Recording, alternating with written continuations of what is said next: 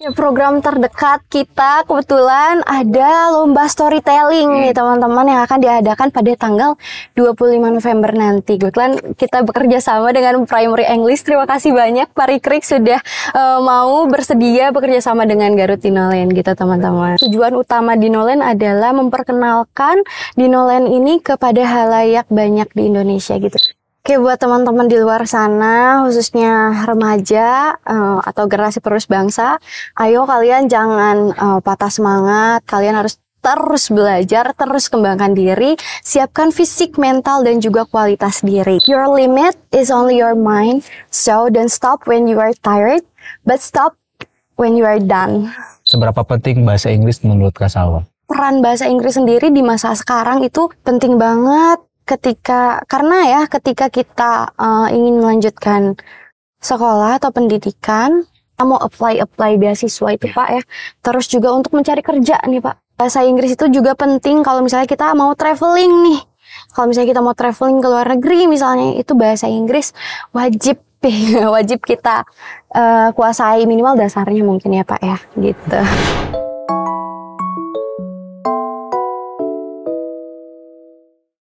Halo teman-teman Primary English, hari ini kita senang sekali karena kita saat ini sedang berada di Dinoland bersama Kak Salwa. Halo Kak Salwa. Halo teman-teman Primary English. Oke Kak Salwa, sebelum kita ngobrol lanjut ya, mungkin teman-teman sudah ngelihat di belakang kita sedang ada T-Rex. Betul. Mungkin pengen tahu dulu nih Kak Salwa. Kak Salwa ini di sini sudah bekerja berapa lama dan sebagai apa di Dinoland? Silakan. Oke. Halo semuanya teman-teman Primary English, perkenalkan saya Salwa Mutia Bilkisera, saya dari Garut Dinoland.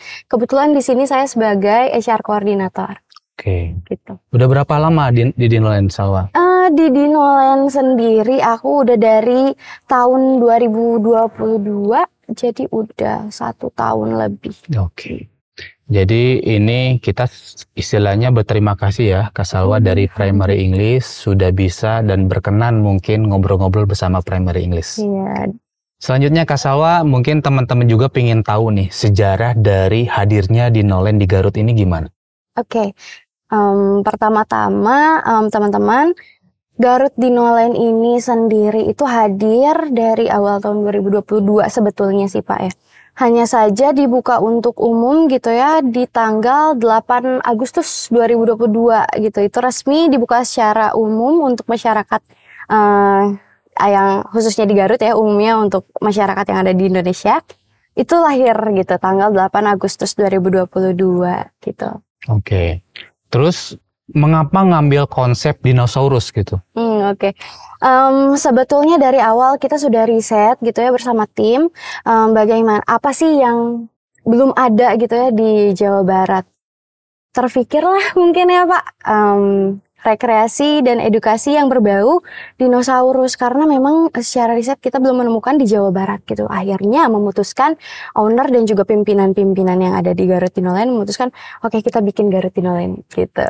Oke, dan ini ikonik sekali ya gitu ya di Garut ini, mungkin satu-satunya istilahnya edu wisata yang bertemakan dinosaurus. Iya betul Pak.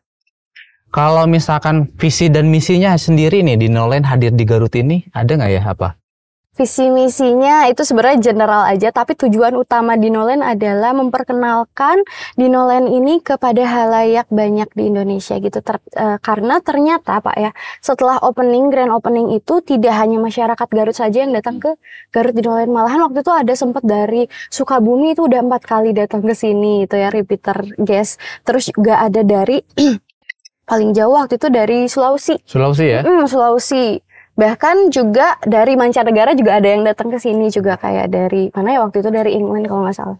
Yeah. Ada yang datang juga ke sini. Jadi bagi teman-teman yang belum tahu gitu ya atau belum sempat berkunjung ke sini, jangan ragu ya. Betul. Karena di sini ya selain edu wisata, tadi kita bisa mengenal beberapa dinosaurus ya. Kak Salwa, kalau misalkan dari program yang ditawarkan di Nolen ini apa aja? Karena kita wisata edukasi ya, tentunya kita ada program namanya rekreasi sambil edukasi ya, itu intinya sih seperti itu.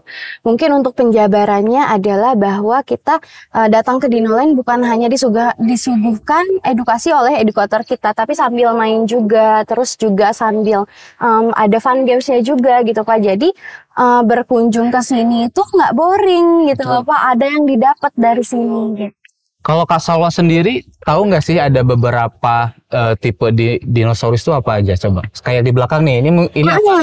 Ini adalah ikon dari Garut Dinoland sih Pak, namanya Tyrannosaurus Rex atau biasa teman-teman kenal sebagai T-Rex gitu. Oke, ada fun fact nggak dari T-Rex ini apa? Ada nih teman-teman yang belum tahu bahwa sebenarnya T-Rex itu larinya tidak lebih cepat dari manusia. Oke. Gitu. Jadi ini kan kita sering lihat di film-film ya bahwa T-Rex itu biasanya bisa ngejar manusia. Ternyata enggak? Ternyata enggak teman-teman. Ternyata lari T-Rex itu lebih lambat daripada manusia. Jadi kalau teman-teman dikejar T-Rex tenang aja, ada kemungkinan selamat gitu. Jadi nanti mungkin bisa juga teman-teman yang penasaran dengan tipikal dinosaurus yang lainnya ya. Berikut dengan fun fact-nya itu bisa disaksikan nanti di sini ya. Betul, nanti edukator kita memberikan informasi yang relevan terkait dinosaurus. Nanti langsung aja datang ke sini makanya. Oke. Kalau program ataupun spot-spotnya nih Kak Salwa, mungkin teman-teman yang istilahnya belum sempat datang ke sini bisa dijelaskan lagi nggak ada apa aja di sini selain melihat dinosaurus, kemudian tempat makan juga ada ya enak di sini. Ada apa lagi nih?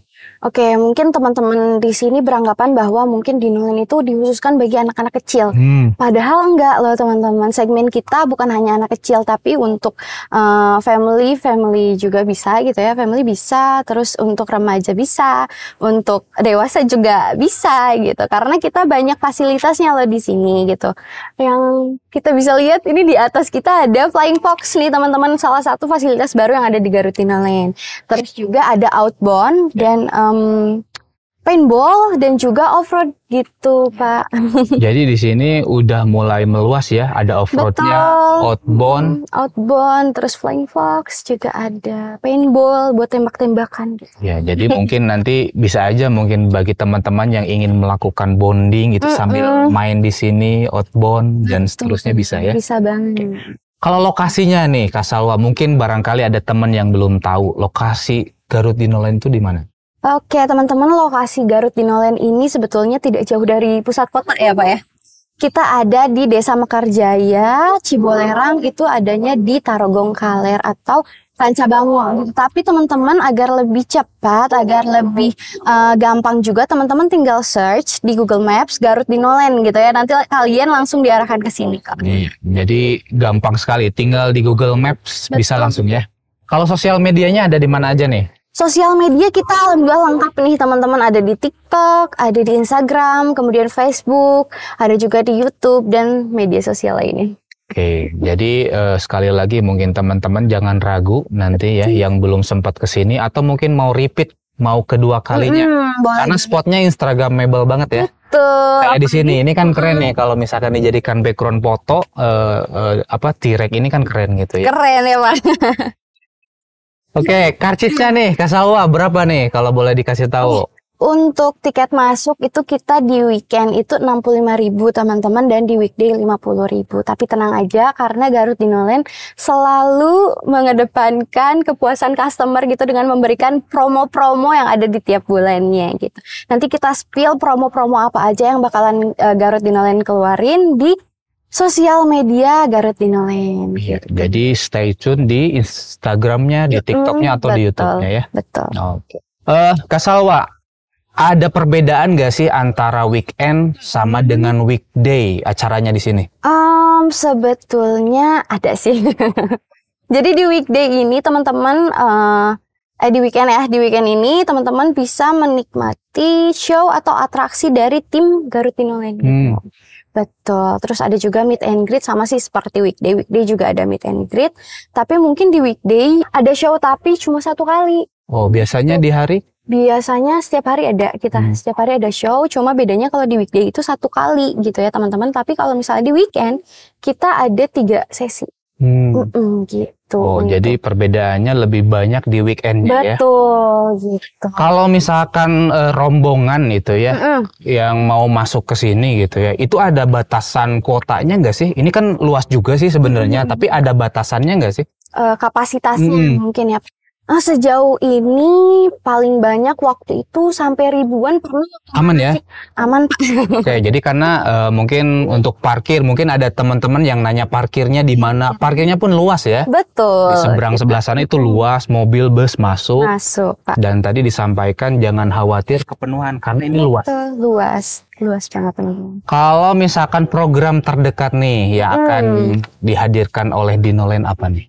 Oke, program terdekat kita kebetulan ada lomba storytelling nih teman-teman yang akan diadakan pada tanggal 25 November nanti. Kebetulan kita bekerja sama dengan Primary English. Terima kasih banyak Pak Rikrik sudah mau bersedia bekerja sama dengan Garut Dinoland gitu teman-teman. Oke, jadi ini teman-teman yang mau ikutan storytelling, silakan saja langsung daftar ya. Betul, ada link pendaftarannya di media sosial kita. Untuk lombanya itu tingkat SMP ya. Oke, jadi khusus untuk SMP dulu nih. Betul. Ya, storytelling untuk SMP dulu. Jadi teman-teman anak SMP silakan jangan ragu untuk langsung daftar ya. Betul. Jadi bisa dilihat di Instagramnya Dinoland. Kalau teknisnya nih ada yang persyaratan khusus nggak selain tadi SMP, kemudian ada apa lagi? Sebetulnya persyaratan khusus sih tidak ada ya sih Pak ya. Asalkan siswa atau siswi SMP kemudian berdomisili di Priangan Timur itu bisa langsung daftar aja ke sini. Jadi ini acaranya Priangan Timur ya, betul. Tidak hanya Garut. Oke. Betul. Jadi mungkin nanti lebih jelasnya bisa langsung ke nomor kontaknya ya, di sana persyaratannya apa aja, kemudian teknis nanti pelaksanaan di minggu depan itu bisa di sana ya. Jadi sekali lagi jangan ragu-ragu lagi untuk teman-teman SMP yang istilahnya mau belajar dan meningkatkan bakat untuk storytelling. Betul. Ini menjadi momen yang pas ya untuk berlatih dan mengasah skillnya ya di Dinoland. Jadi sambil main sambil belajar. Betul. Oke. Ada yang didapat gitu ya Pak nanti. Iya. Untuk Dinoland ini sendiri gitu ya, ada program selanjutnya nggak selain storytelling yang akan istilahnya dihadirkan mungkin untuk teman-teman di Spill? Ada ya teman-teman, jangan lupa nih sambil diingetin juga ya nanti di akhir tahun atau di bulan Desember kita bakalan ada festival Garut Dinoland. Oke. Jadi di Desember akhir tahun. Gitu. Untuk acaranya mungkin masih rahasia ya, ada apanya. Jadi nanti stay tune terus di media sosial Garut Dinoland. Oke, jadi pokoknya di sosial medianya pantengin aja terus ya di Desember untuk festival Dinoland. Siapa tahu ada dinosaurus aslinya. Itu tidak menutup kemungkinan ya. Tidak menutup kemungkinan. Selanjutnya Kak Salwa, saya ingin nanya lagi mengenai perawatan nih. Gitu ya, mungkin ini ada teman-teman yang penasaran juga. Ini kan wilayahnya luas di Dinoland tuh ya, fasilitasnya lengkap. Cara merawat dinosaurus ini ribet nggak sih? Kalau itu sih, kayaknya harus ditanyain sama teknisinya langsung ya. Tapi ya kita, alhamdulillahnya ada jadwal maintenance rutin gitu Pak. Jadi setiap harinya selalu dicek. Kemudian kalau misalnya ada kerusakan kecil, itu alhamdulillah karyawan kita langsung gercep sih Pak, memperbaiki ini gitu demi kepuasan pelanggan gitu. Jadi aman ya? Aman. Selanjutnya mengenai ini Kak Salwa, bagaimana cara Dinoland gitu ya untuk tetap relevan gitu di istilahnya ya di era zaman sekarang ini, gimana nih? Tentunya ya kalau misalnya di zaman sekarang kita memang terus harus mendevelop fasilitas yang ada di sini, kemudian sumber daya manusia yang ada di sini juga kita terus tingkatkan gitu demi keberlangsungan Dinoland ini sendiri gitu ya. Untuk mengikuti zaman juga kita terus mengedepankan promosi sehingga teman-teman bisa mengenal Dinoland tidak hanya di Garut aja gitu, tapi di Indonesia juga mengenal Garut Dinoland gitu.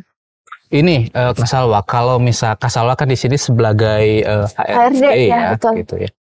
Saya penasaran mengenai bagaimana cara menjaga kekompakan tim. Ini mungkin ada teman-teman gitu ya. Ini kan di Dinoland banyak juga timnya, ada yang bagian maintenance, bagian performance gitu. Boleh mungkin diceritakan sedikit gimana sih caranya menjaga kekompakan tim?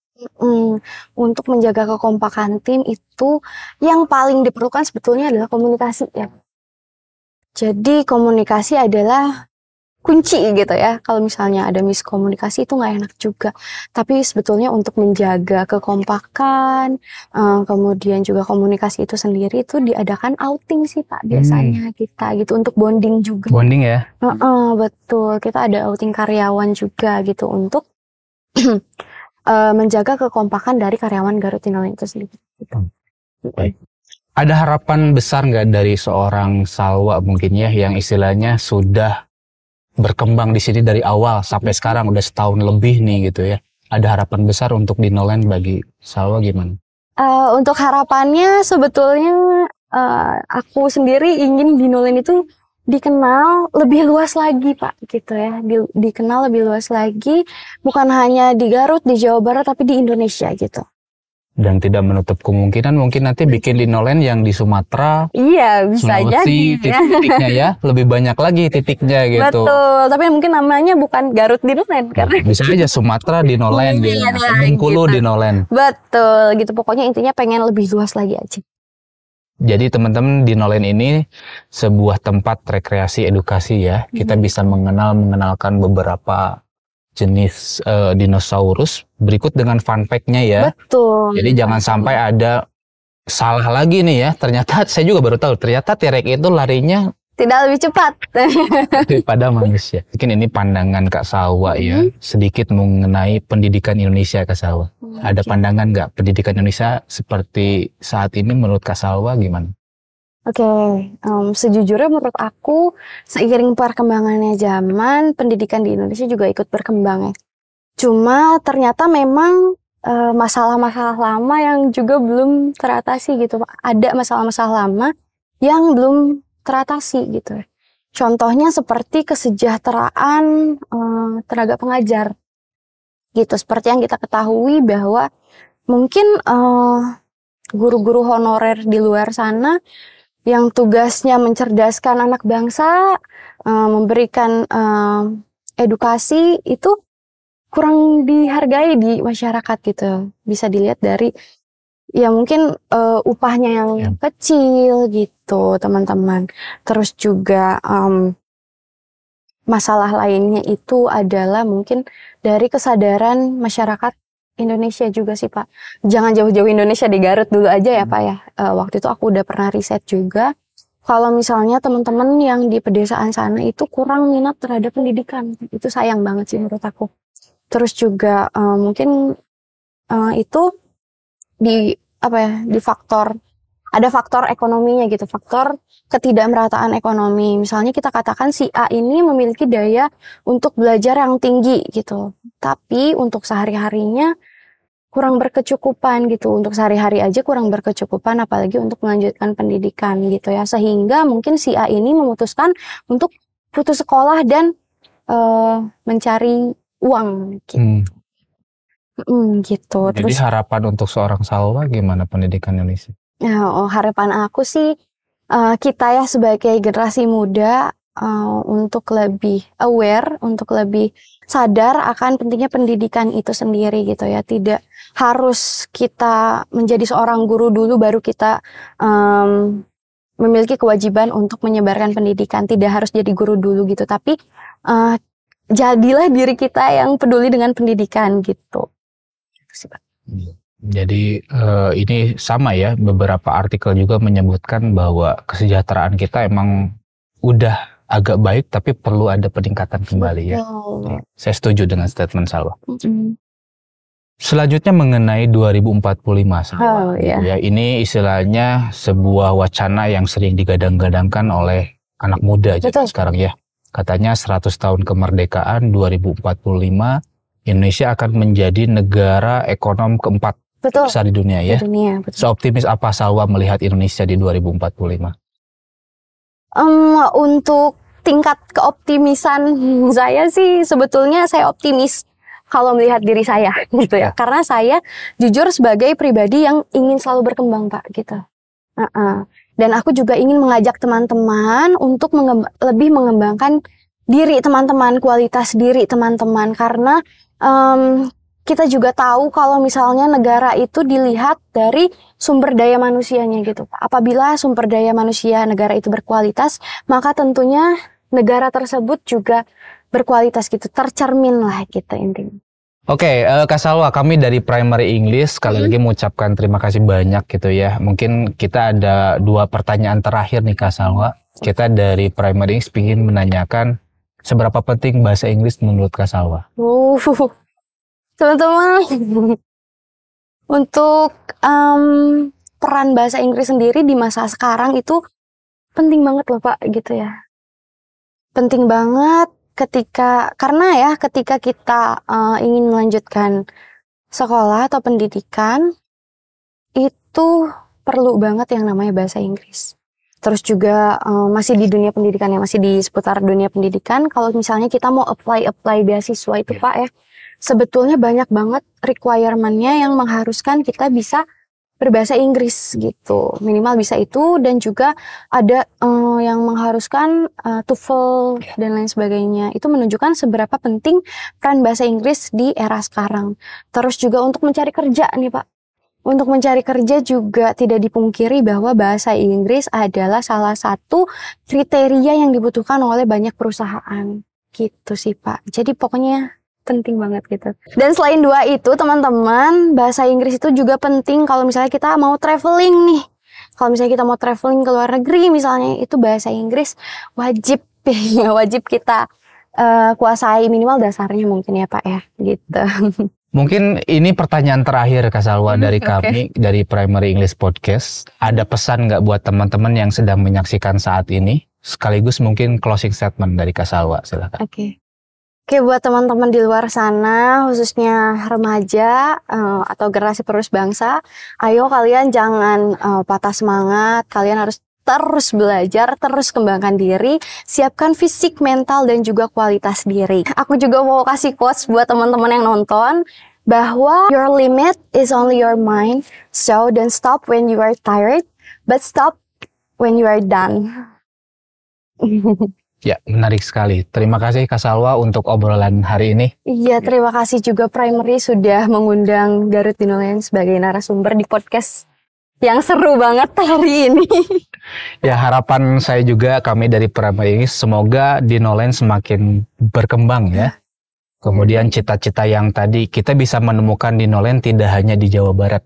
Mungkin di Sumatera, di Sulawesi, bahkan mungkin ke luar negeri. Ya, di Inggris kita bisa menemukan Dinolen selanjutnya. Siapa tahu ya Pak ya. Siapa tahu, kita tidak pernah tahu. Oke, Kak Salwa terima kasih. Terima kasih juga. Dinolen terima kasih semuanya. Terima kasih Primary Sukses selalu ya. Iya, sukses juga untuk Primary English sebagai les bahasa Inggris terbaik di Garut. Aku pernah les juga BTW di Primary. Oke banget.